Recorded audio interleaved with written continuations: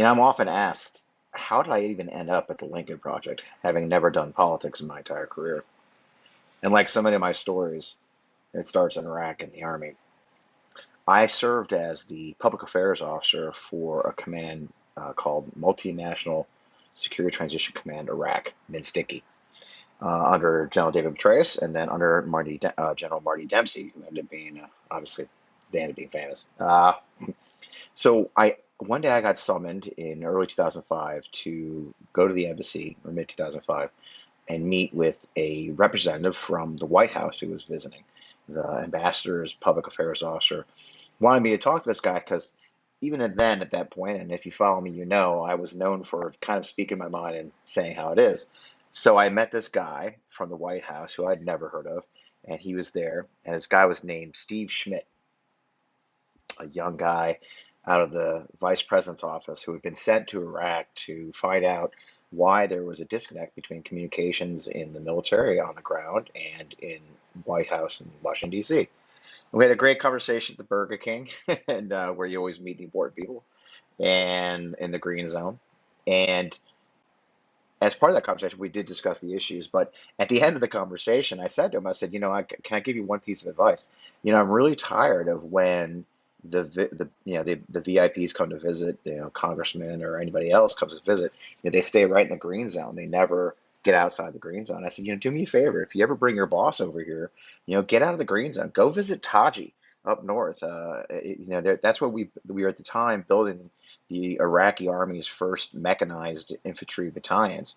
And we were using literally old veterans from the Iran-Iraq War to rebuild Iraqi equipment that was, several years old. And I said it'd be really cool for them to see that. And he goes, "Oh, okay, great."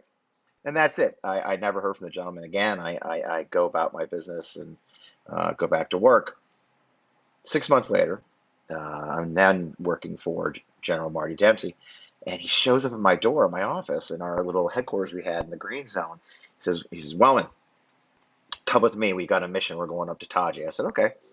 And I said, well, let me grab one of my soldiers with camera. He goes, no, no, there's no time for that. You're not allowed to bring anybody. Just come. I said, so luckily I grabbed my camera.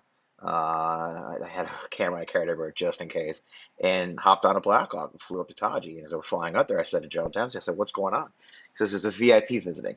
They said I could, I had to go meet him in Taji and plan for a VIP visit to show him Taji and demonstrate what we're doing up there. I said, great. So we arrive and we're standing on the ramp waiting for the VIP to arrive. And we didn't know. You didn't. We had gotten lots of congressmen. We got lots of four-star generals. So we had a whole routine down at that point of meeting these guys. And we're standing on the ramp, and I said to General Dempsey, I said, who's coming in? Do you know? He says, well, I'm not sure, but I heard it might be the vice president. I'm like, oh. And then every helicopter in Iraq shows up in the airspace above us, and I'm like, vice president. I met a guy last year who worked for the vice president, and I told him he should visit Taji. And Marty Dempsey is a great man, Irishman, and he had a great like, what the fuck did you do? Look, he goes, and he said, well, what the fuck did you do? I said, I think I caused this, sir. I think I did this. And sure enough, in comes the helicopters. They land the ramp. We had a bus staying on the ramp, and I climb on the bus waiting to receive the media pool, whatever. And this guy jumps out of the helicopter.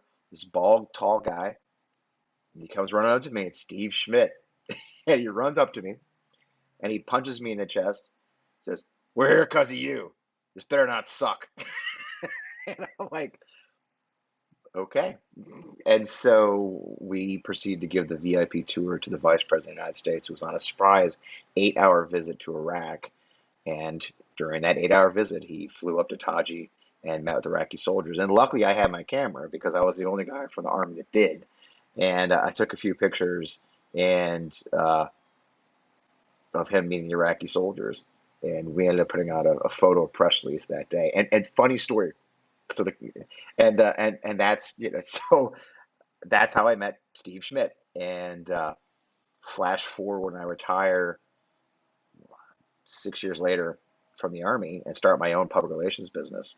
I was working for a subcontract to a large PR firm. that it turns out happened to have hired a guy named Steve Schmidt. And one day they gave me his office to use in Washington, D.C. So I took a picture of my feet on his desk and sent them to him. And we've known each other ever since. And so that's how I ended up knowing somebody at the Lincoln Project and getting hired in July of last year.